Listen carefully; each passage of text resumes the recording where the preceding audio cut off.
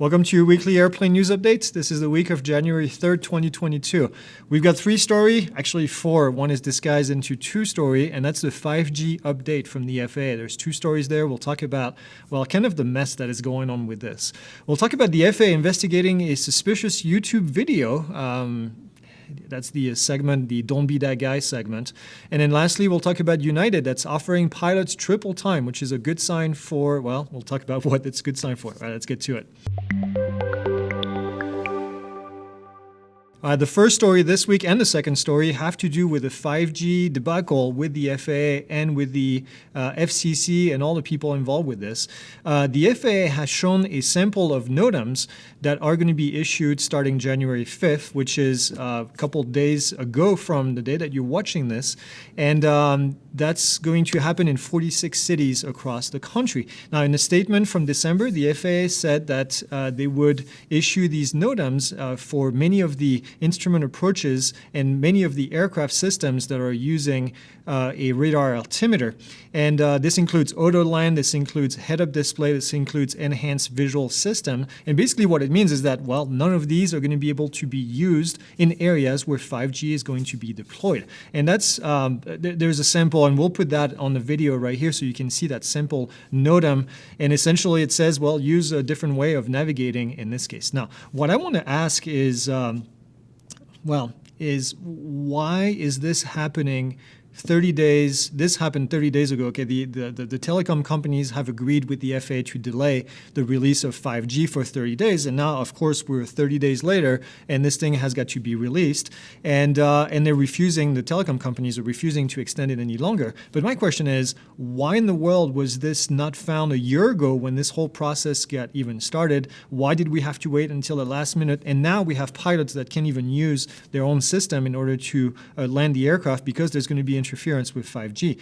The worst part of all this is, of course, the FCC is pretty useless in this case, and they're saying there's no evidence of interference, even though there's, quite frankly, a report that was published that shows that there is interference, a study done by the RTCA. We'll put a link down in here. So for now, it looks like air travel and everybody else is going to have to deal with it and deal with 5G NOTAMs. Like, we need any more NOTAMs, quite frankly, in the NOTAM list. So I think this is a shame. This is a major failure from all parties involved. I think this is going to affect airline companies, and I hope actually some of them go after all the people involved in this big mess. So anyways.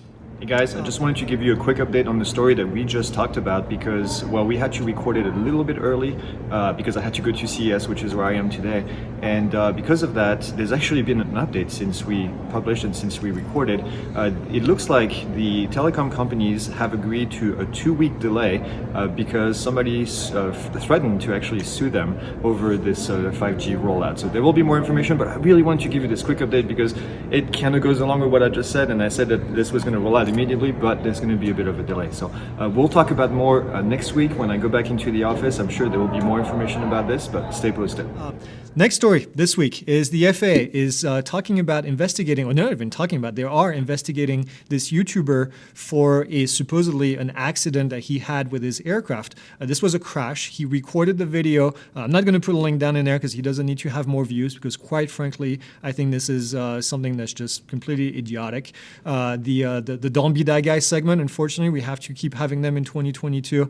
The FAA has confirmed that they are investigating. His name is Trevor Jacob. He was seen parachuting away from his aircraft where he was flying over the Sierras. He goes over this whole story of how he's going to spread the ashes of his friend who passed away. And in the middle of a flight, we don't see any cameras, although he has all the different angles. You can see on the wing, you can see one on the tail, but none in the cockpit. So we have no idea about how this engine comes to shut down. But the engine shut down, it almost immediately opens the window, jumps out with a full skydiving gear, which obviously nobody uses in an airplane. Extremely uncomfortable to be flying with any of these. He makes this whole story about how he lands in the middle of the wilderness and happens to be finding the cameras so that he can edit the video, which is kind of interesting, and then gets found in the middle of nowhere by some farmer, supposedly, that brings him back to safety after he says he's hiked for several miles. So obviously it smells of, well, you know what it smells of, and the FAA is investigating. So please don't be that guy. There's no reason, especially that area is prone to forest fire. Obviously, the airplane crashed. There was never a fire, which means that there was probably never any fuel in that aircraft. So very, very suspicious all around. He's been getting a lot of slack from the community, including ourselves now with this video, but just a terrible idea all around. The last story this week is United that is going to pay triple time for some of their pilots in order to fly and pick up some extra trips, and that's happening next month. The airline canceled over 10,000 flights during the holiday because, well, they don't have enough staff. And this is kind of a good news in a sense for the industry. It just basically means that the pilot shortage is here. I don't know if it's good, but it's good for those of you that want to be pilots because, well, it means that there are seats available and people, and then you can basically start learning and start earning money.